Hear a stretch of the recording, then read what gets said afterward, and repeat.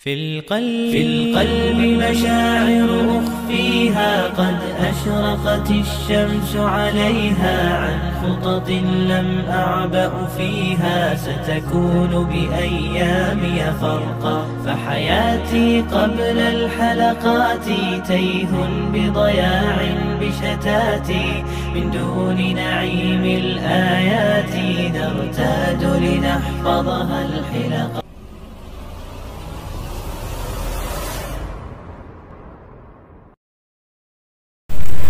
Bismillahirrahmanirrahim. Assalamualaikum warahmatullahi wabarakatuh.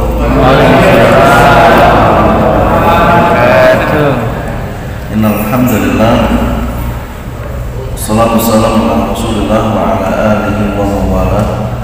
Segala puji syukur hanya milik Allah Subhanahu wa taala yang telah memberikan kepada kita taufik setelah hidayahnya. Hidayah itu harus dicarinya bukan di rumah tapi ke majelis-majelis ilmu, mendatangi orang-orang soleh. Kemudian setelah hidayah kita berdoa kepada Allah agar diberikan kemudahan-kemudahan untuk melaksanakan kewajibannya. Salah satunya adalah saat ini Allah berikan kepada kita kemudahan untuk sholat berjamaah, kemudahan untuk thalawatul ilmu. Mudah-mudahan setiap kita jadi orang-orang yang pada saatnya nanti tidak mati kecuali dalam husnul khotimah. Kemudian salawat dan salam semoga tercurah untuk Nabi Muhammad SAW, kepada keluarganya, sahabatnya, dan seluruh umatnya, dan mudah-mudahan memberikan kepada kita kesempatan untuk berjumpa dengan wajah agung Rasulullah SAW. Dulu saya pernah cerita, ini mengulang kalau mungkin di sini atau di tempat lain. Ada seorang sahabat itu yang diberikan gelar namanya Safinah. Safinah itu perahu yang bisa ngangkat barang, Safinah. Jadi ada seorang sahabat itu kalau perang itu selalu bawa barang-barang yang tertinggal, sapu jagat. Suatu saat disuruh bawa sudah keberatan, ya Rasulullah, sudah berat ya Rasulullah. Kemudian kata Rasulullah, anta Safinah, tidak, kamu itu kuat ngangkatlah. Karena diberikan basyirah, kabar gembira dari Rasulullah, maka dia menguatkan diri untuk mengangkat beban itu. Disebutkan dalam riwayat itu beban yang diangkat itu kira-kira beban yang diangkat oleh 5 ekor unta.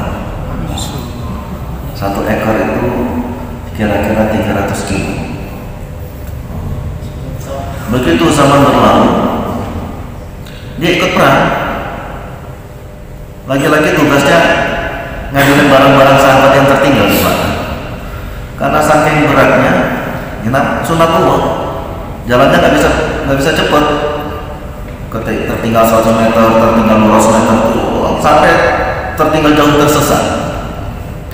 Tapi dia yakin, saya ini membantu perjuangan Rasulullah, berjuang di jalan Allah, pasti Allah tidak akan sia-siakan. Begitu tersesat, malam hari masih tersesat, di ujung pandangan itu dia melihat ada dua cahaya bersinar. Ternyata itu matanya singa.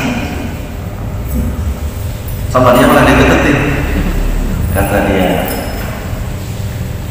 wahai Allah, saya ini sahabatnya Rasulullah, saya tersesat. Tahu nggak kamu di mana jalannya pasokan kami itu?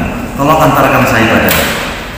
Kemudian singa itu balik badan, ekornya seperti kesini, terus naik gunung turun lembah sampai menjelang subuh.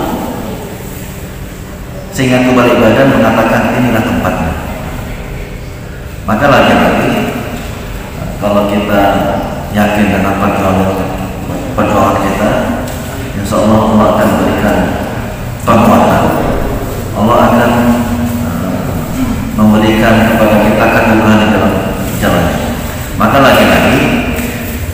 hidayah itu dicarinya di mana? Di majelis-majelis ilmu. Kemudian kita doakan mudah-mudahan yang sakit Allah berikan kesembuhan, yang sedang punya masalah, musibah, kesempitan Allah berikan kelapangan dalam keluar dari segala kesulitan. Karena disebutkan fa'inna ma'al usri yusra, sesungguhnya menyertai kesulitan itu ada kemudahan. Jadi menyertai kesulitan itu ada kemudahan. Makanya disebutkan ada dosa yang tidak bisa disembuhkan dengan istighfar, tidak bisa disembuhkan dengan baca Quran, tapi bisa disembuhkan ketika kita merasakan sakit. Jangankan yang besar-besar, kena duri saja, kalau kita ridho, maka duri itu bisa menghapuskan kesalahan-kesalahan kita yang lalu. Tentu dulunya duri yang kecil, kesalahan-kesalahan yang kecil. Baik bapak-bapak, tadi ibu-ibunya nggak ada ya. Kita masuk dalam kajian kita yang berikutnya, masih tentang bab siam. Ada tentang bab puasa. Jadi ini kita di akhir-akhir bulan Sya'ban. Sya'ban itu artinya menanam. Sya'ban itu artinya pemeliharaan. Maka kalau kita ingin memanennya di bulan Ramadan, maka sekarang kita mulai belajar latihan-latihan puasa, latihan-latihan sedekah, gitu ya. Saya ingatkan Ramadan itu bulan yang Allah berikan padanya bonus banyak. Dulu waktu saya mahasiswa, saya itu hampir hafal tempat-tempat makan gratis iftar jamaah itu hafal, beserta menunya saya hafal. Ini KFC, ini McDonald, macam-macam hafal saya. Tapi sekarang masa kita mau cari gratisan terus.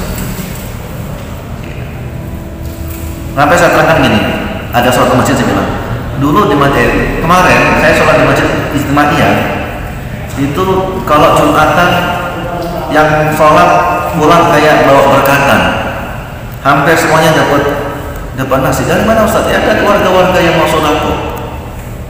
Berarti orang sholat di sana kan nanti gak ikhlas. Jangan pikirin orang yang sholat di sana, mikir gimana caranya bisa sedekah juga. Jangan mikirin nanti orang ya. Sulit amat kita mikirin orang terus gitu kan.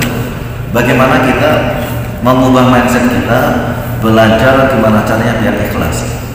Ustaz, gimana caranya saya biar ikhlas dalam sholat? Gimana caranya saya bisa khusyuk dalam sholat? Ya sholat aja, beramal saja, nanti belajar ikhlas sambil tahan-tahan. Anggaplah amal itu mungkin kita sulit ikhlas, tapi beramal terus. Nanti dengan sendirinya yang ria-ria itu nanti akan hilang. Jadi anggaplah kita minum kopi itu hitam.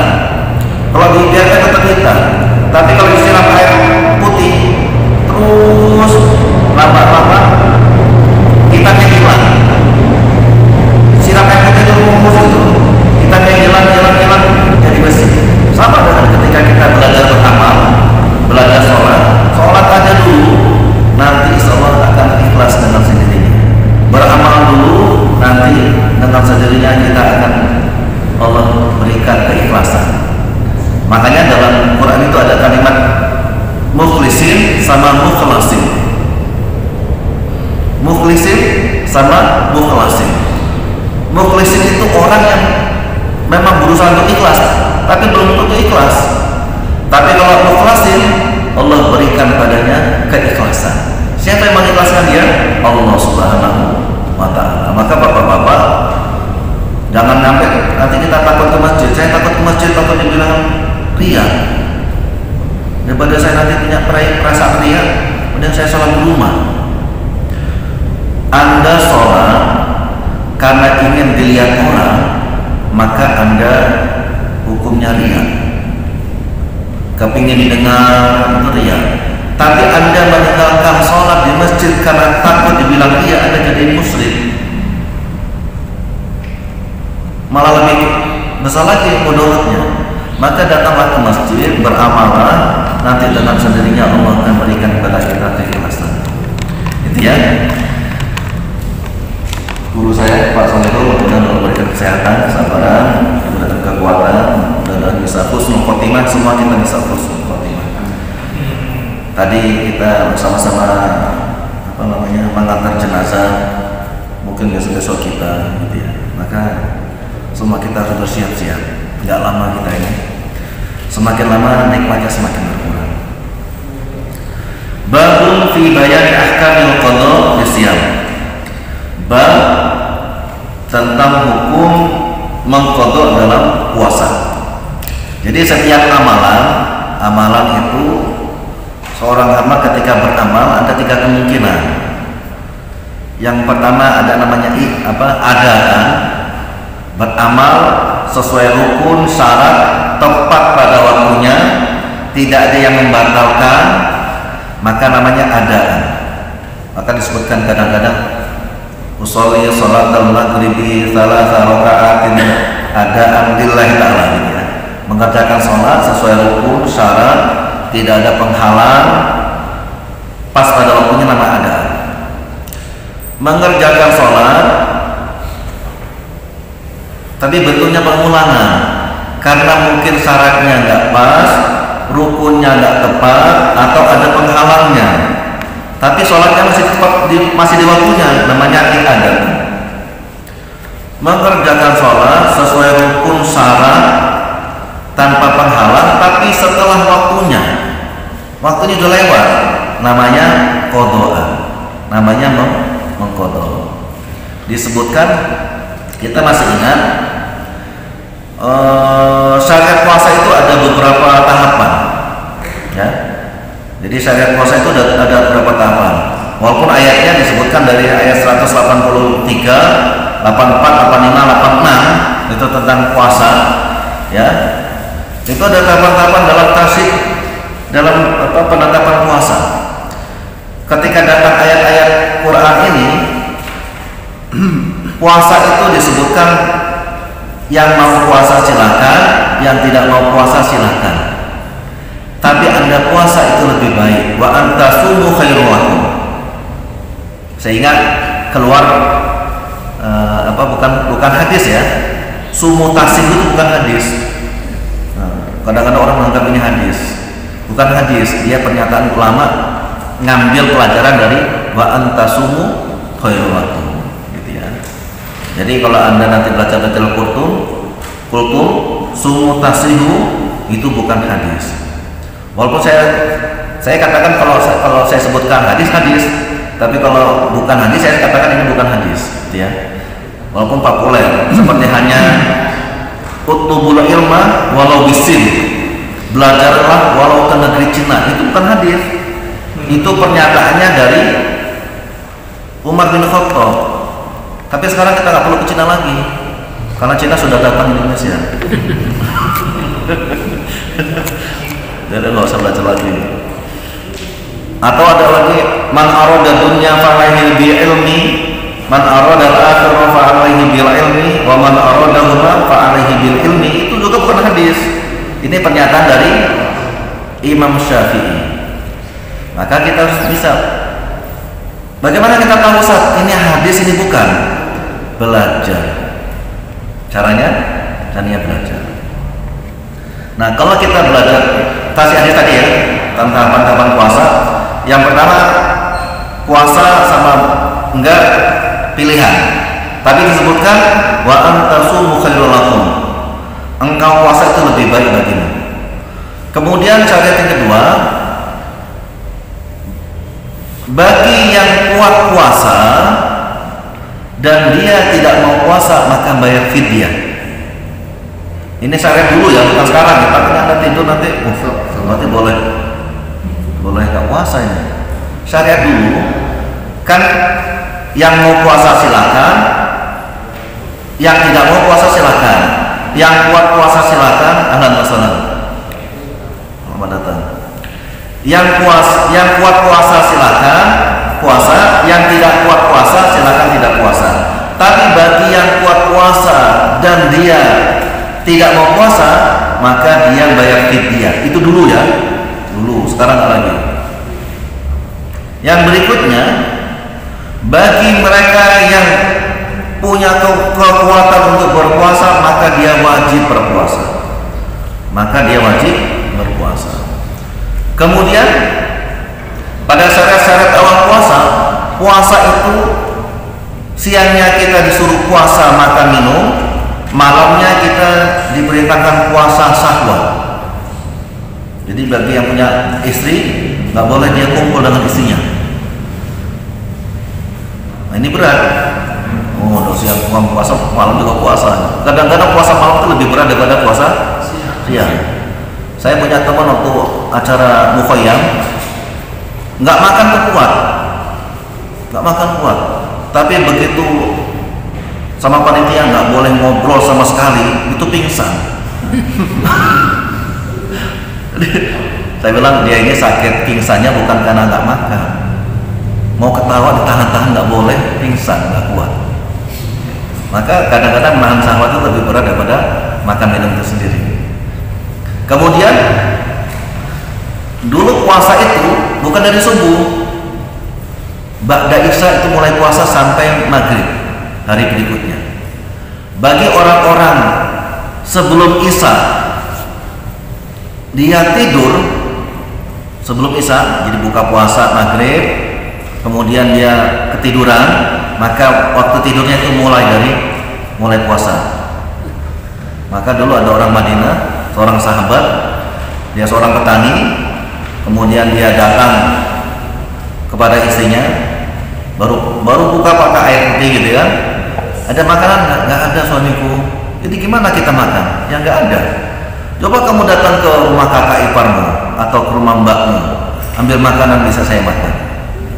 Datang minta sama keluarganya, begitu datang suaminya sudah tidur. Begitu bangun, ini mau saya makan. Nggak boleh, Anda sudah mulai wajib puasa. Hanya keberatan para sahabat. Sehingga syariatnya puasanya dimulai dari subuh dan dibolehkan bagi yang suami istri untuk berkumpul bersama keluarganya. Itu ya. Kemudian ada hadis disebutkan gini, man mata fa'alaihi siyam falyasum ma'ahu waliyuhu. Orang yang mati dia punya hutang puasa, maka ahli warisnya yang membayarkan puasanya. Jadi barang siapa yang mati kemudian masih punya hutang puasa, ahli warisnya yang membayarkan puasanya. Ada dua masalah besar dalam masalah ini. Ada yang seperti lafaz hadis membayarkan puasanya, ada yang memaknainya adalah membayar fidyahnya. Maka di Indonesia ini ada dua orang mas besar yang dalam memaknai hadis ini. Kalau NU itu memang mempuasakan. Jadi kalau kita punya orang tua kemudian dia sakit nggak puasa, maka nanti ahli warisnya yang mempuasakan. Pada hari berikutnya saya niat puasa untuk membadalkan ibu saya, berapa yang tinggalkan. Tapi di Muhammadiyah itu enggak puasa, tapi bayar fidyahnya. Seharga berapa ya kira-kira makanan sehat lengkap lah. Ya mungkin kalau pakai kira-kira pantasnya sekitar antara 17.000 sampai 25.000 lah. Tapi sekarang ada nasi serba 10.000 saat ya, pokoknya sepantasnya seperti apa. Saya pernah, Ustaz, ibu saya sadar tapi nggak sanggup puasa karena sakit. Ya udah bayar fidyah. Bayar fidyahnya berapa Ustaz? Ya, kira-kira 17.000 sampai 25.000 lah. Ibu saya sehari itu makannya sedikit, sampai cuma 2 sendok. Ya makanya makan orang normal, bukan makan orang sakit. 2 sendok berarti 2.000 lah. Kalau 2 sendok nasi kucing berapa itu? Nasi kucing. Jangan-jangan yang dikasih juga, ini bukan untuk saya Pak, untuk meong saya ini. Jadi kira-kira kapan bayarnya? Bisa bayar waktu Ramadan, bisa juga di luar Ramadan. Nah, tapi kalau kita bayarkan di Ramadan itu bisa meringankan orang. Karena ada orang, contoh guru ya, guru bangunan, kuli, mohon maaf, Dia sebenarnya kepengen puasa, tapi kalau dia puasa nanti keluarganya juga puasa, nggak makan minum. Akhirnya dia ngambil kerjaan, harapannya nanti keluarga anak istrinya bisa makan minum, karena setelah puasa bisa makan minum gitu ya. Maka beberapa mazhab itu membolehkan bagi para pekerja keras untuk tidak berpuasa. Kenapa? Ngambil rusuk. Jadi nanti dia bayarkan pada bulan lainnya. Pada bulan lainnya. Tapi ingat, satu hari di bulan Ramadan itu kalau kita bayar satu tahun penuh kita puasa, maka tidak bisa mendapatkan apa-apa. Jadi jauh, fadilahnya jauh, maka sayang. Makanya bapak-bapak yang punya tukang di rumah, ya Anda sodako lah. Gimana? Sodakonya tidak dikasihkan kerjaan berat-berat, atau tidak seperti hari biasanya. Pak, kerja setengah hari aja Pak, nanti saya bayar. Bapak, saya bayar seperti satu hari seperti biasa. Kemudian bapak ibu dan bapak-bapak tidak menyiapkan, biar mereka menyiapkan sendiri. Karena kalau menyiapkan takutnya nanti bapak kena dosanya, gitu ya. Jadi biar mereka yang usaha sendiri. Kemudian ingat waktu kaidah kemarin ya, yang wajib puasa itu hanya orang muslim mukim balik, ya. Jadi orang muslim mukim balik. Kalau dia orang kafir tidak sah puasanya, walaupun ada orang kafir juga puasa. Seperti hari dulu saya punya teman SD, itu dia waktu hafalan surat-surat pendek dia hafal. Kalau orang Katolik, hafalnya karena tidak diniatkan itu ibadah, maka tidak bernilai ibadah. Walaupun dia diniatkan ibadah, tapi karena dia syirik pada Allah, la in asyrakta la yahbatanna amaluka wa la takunanna minal khasirin. Kalau engkau berbuat syirik, amalanmu tertolak, di akhirat menjadi orang rugi. Walaupun ada orang-orang Jepang itu, orang Rusia, orang komunis, atau ada orang Cina yang komunis itu, dia tidak bertuhan, tapi sebagian hartanya itu kalau bahasa kita infak, donasi sosial, bantu siapa. Dia akan mendapatkan kebaikannya di dunia. Allah itu bentuk adilnya adalah siapapun yang berbuat baik Allah berikan. Tapi bedanya kalau orang kafir diberikannya hanya di dunia, tapi kalau orang muslim diberikannya di dunia dan diberikan juga di akhirat. Kalau tidak diberikan dunia, Allah berikan sebagai tabungan nanti investasi di akhirat. Maka jangan berharap saya puasa, saya sodako kok pada pendapatnya. Karena kita harus beriman dengan hari akhir. Jadi tabungan amal kita untuk hari akhir, bukan untuk dunia. Kemudian bagi orang sakit, musafir, maka dia diberikan pilihan, boleh dia boleh berbuka, boleh meneruskan, mensempurnakan puasanya. Nah, tinggal kita lihat sakitnya. Kalau sakitnya berat, maka dia boleh berbuka, mengganti pada hari yang lain. Tapi kalau dia sakitnya tidak berat, ya disuruh puasa. Kalau cuma batuk-batuk, cuma pilek, ya suruh puasa, gitu ya. Musafir juga begitu. Kalau cuma safar ringan, ya kita suruh puasa. Tapi kalau safarnya berat, walaupun tidak 80 kilo, kalau safarnya berat, dia jalan kaki, kayak dulu di Madinah, orang mau hijrah itu kan ada yang jalan kaki 500 kilo,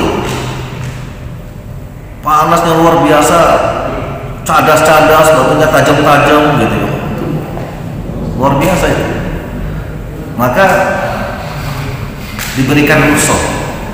Yang tahu siapa? Ya tahu yang melakukan sendiri, gitu ya. Ustaz, katanya orang yang perjalanan panjang boleh tidak puasa? Boleh. Ada orang pengantin baru, pengantin baru.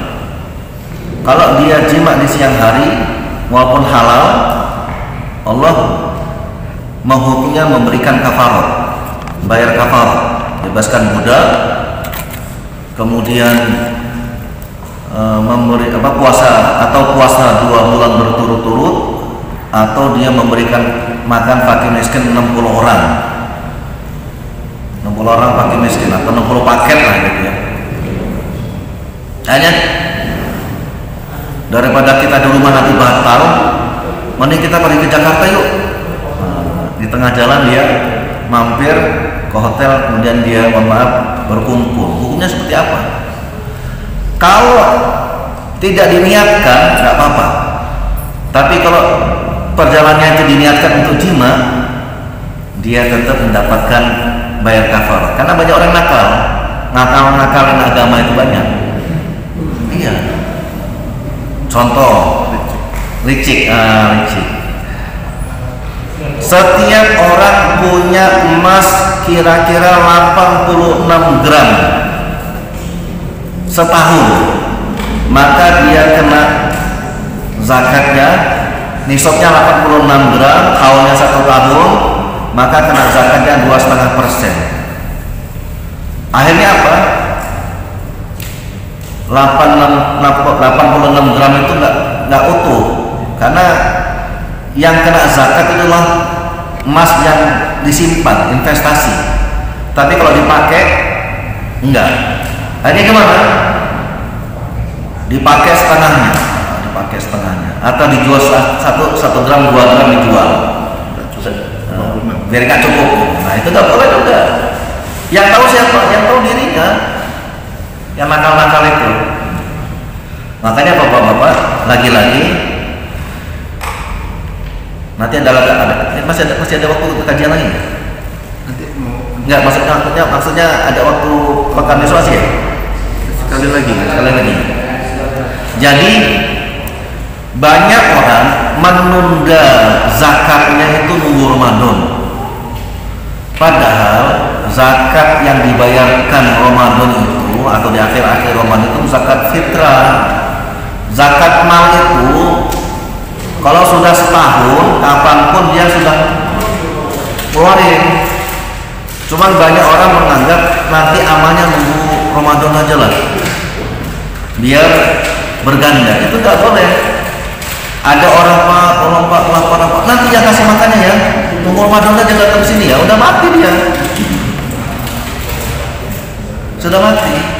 Maka dibayarkan tepat begitu dia panen singkong, panen lada, panen cabai, itu dibayarkan, gitu ya. Kalau dia, ya makasih mas ya. Jadi kalau dia menunda nggak boleh, gitu ya. Kita isya jam berapa? Kita isya taziah ya, misi isya taziah ya. Baik. Sampai di sini kita buka tanya jawab dulu deh. Silakan yang ini. Kalau mungkin ada pertanyaan ya silakan, Mas Bahri. Waalaikumsalam warahmatullahi wabarakatuh. Untuk ini Ustaz, ibu-ibu yang kan biasanya dia berpuasa. Tolong suaranya yang lain, nggak dengar. Ibu-ibu yang menyusui, Ya. kadang-kadang dia tidak puasa. Itu lebih baik dia membayarnya dia atau dia membayar puasa. Membayar fidyah atau membayar puasa? Ya. Sebenarnya puasa itu lebih afdol daripada bayar fidyah. Ya. Puasa itu lebih afdol daripada bayar fidyah. Maka disebutkan wa antasumu khairul lakum. Jadi puasa itu lebih afdol baik di dunianya maupun akhiratnya. Beda dengan fidyah. Fidyah itu hanya untuk dunianya saja. Gitu. Maka bapak-bapak tinggal yang lihat, halo. Kalau dia puasa takut bayinya nggak kuat, atau dia nggak kuat, atau bayinya tidak berkembang, takut menzolimi bayi lah ya, katanya nanti nangis gitu ya, maka lebih baik dia tidak puasa, tidak berpuasa. kan. Apalagi kalau bayi memang dia masih butuh ASI murni. Tapi kalau bayinya sudah setahun lewat, nah, bisa digantikan dengan yang lain. Susunya bisa pakai ASI atau susu pakai susu sapi gitu ya, masih bisa. Tapi kalau bayinya bayi itu dia lebih baik untuk bayar fidyah. Itu kira-kira ya. Kemudian mohon maaf, hutang puasa. Nah, kalau Bapak Ibu masih punya hutang puasa, bulan Sya'ban ini jadi wajib bayar hutangnya, nggak boleh tunda-tunda. Dan bayar hutang itu harus bersegera. Disebutkan dalam hadis, karena yakunu alayya shaum fi Ramadan, fala astati an aqdiyahu illa fi Sya'ban. Lima kali Rasulullah sallallahu alaihi wasallam muttafaqun alaih. Jadi kata Aisyah, saya punya hutang puasa Ramadan dan saya tidak sanggup membayarnya kecuali di bulan Sya'ban. Kenapa? Karena Rasulullah ada di sisi saya. Jadi Aisyah itu nggak sanggup puasa karena menghormati Rasulullah ada di dekatnya, menghormati Rasulullah. Maka dia puasanya hanya di bulan Sya'ban. Kenapa? Karena Rasulullah banyak puasa di bulan Sya'ban. Jadi Rasulullah puasa sunnah, dia bayarnya puasa wajib. Jadi maka ibu-ibu kalau suaminya di rumah, dia nggak boleh puasa tanpa izin suami. Tapi begitu suaminya puasa Senin Kamis, maka dia niatkan untuk puasa mengqadha. Jadi wajibnya untuk sunnahnya untuk suaminya, wajibnya untuk dirinya. Boleh nggak Ustaz bayar puasa Ramadan sambil niatnya puasa Syawal? Boleh nggak? Nggak boleh. Karena puasa Ramadan itu 1 hari penuh, hanya bisa dilakukan 1 kali ibadah. Nggak bisa kita puasa wajib dengan puasa sunnah dalam 1 waktu, nggak bisa. Kecuali puasa sunnah, Anda niatkan puasa puasa Sya'ban, puasa Syawal, pas Senin Kamis, pas pertengahan bulan, maka Anda dapat 3 puasa, 3 in 1. Tapi kalau puasa wajib nggak bisa. Contoh, saya punya hutang dengan Mas Bahari 1 juta. Kemudian saya bilang, Mas Bahari, ini uang 1 juta, lebihnya sodako. Ada nggak? Nggak ada lebihnya. Nggak ada lebihnya. Sama dengan puasa itu. Tapi kalau puasa sunnah, saya kasih Mas Bahari, ini anggap saya nggak punya hutang sekali. Ini ada uang 1 juta. 500-nya untuk antum, 500-nya untuk anak-anak antum. Nah itu boleh. Ini cek-cek aja Mas Bahari ya, bukan beneran ya. Ini serius bener ini.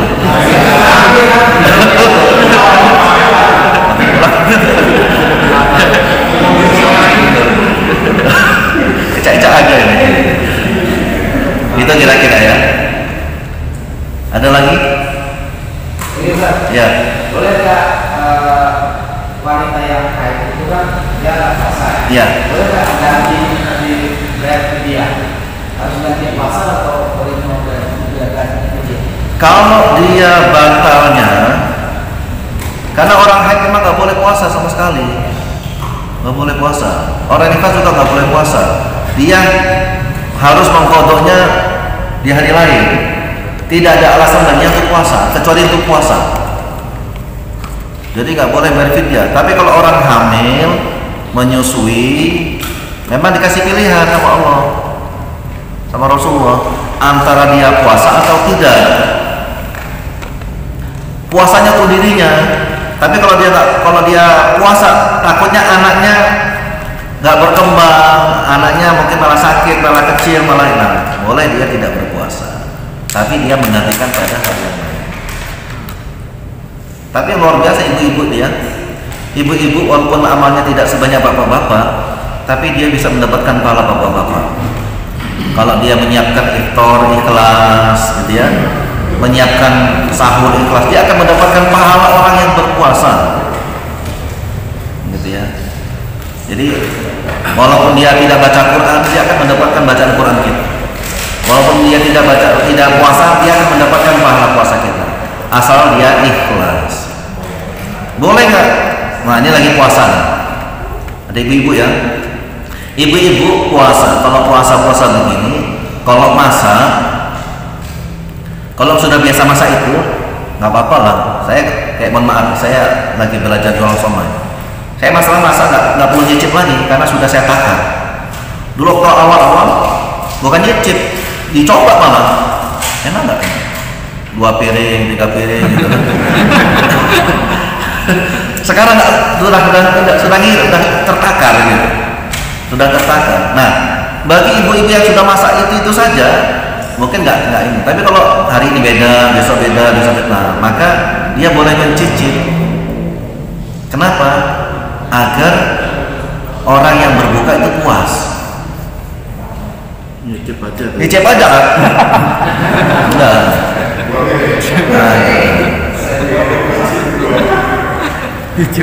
Satu kantong. ya seujung sendok itu kan? Keluarin. Nah, keluarin. Kerasa. Ya, silakan. Ada lagi? Ya, silakan. Bulan puasa ini sebaiknya Halo. diganti waktu sebelum puasa berikutnya. Hukumnya itu harus wajib atau bisa diganti setelah puasa berikutnya itu karena malas atau karena terhalang. Iya.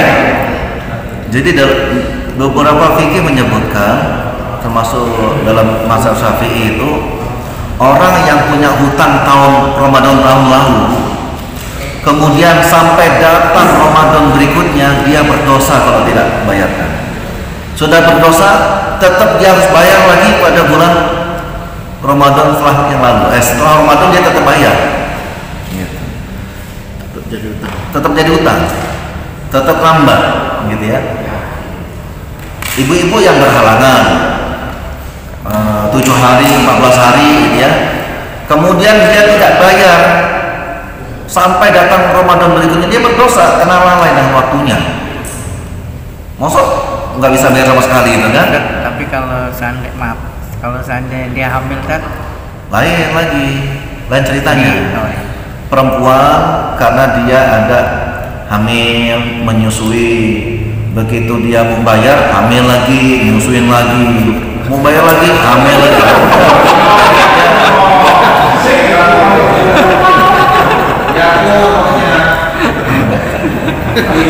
Tapi kalau dia cuma haid, nifas, nggak boleh dia bayar fidyah.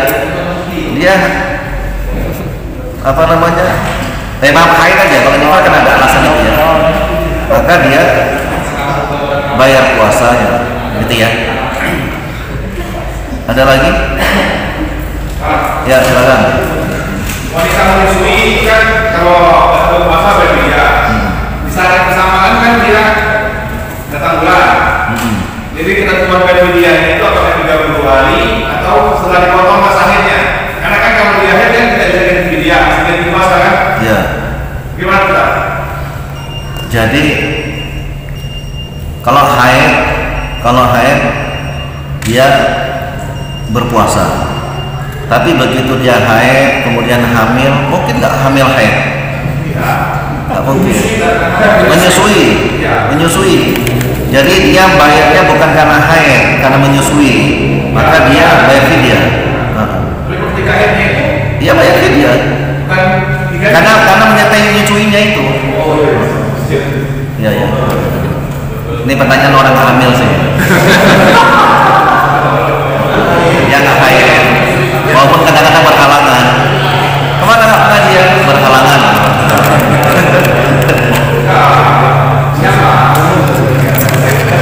Oke, kita aja dulu. Kita lanjutkan tanya jawab sampai menjelang isya.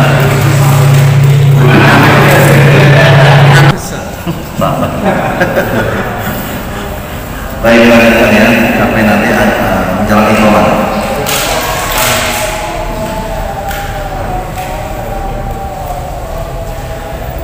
Bagi orang yang punya hutang puasa, jadi wajibnya gimana Ustaz? Ini pertanyaan yang sering disebutkan oleh ibu-ibu atau bapak-bapak. Ada orang yang punya hutang puasa, kemudian datang padanya bulan Syawal. Kira-kira bayar hutang dulu atau puasa Syawal dulu?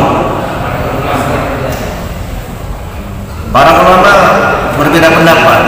Ada yang dibolehkan Syawal dulu, ada yang wajib bayar dulu. Kenapa?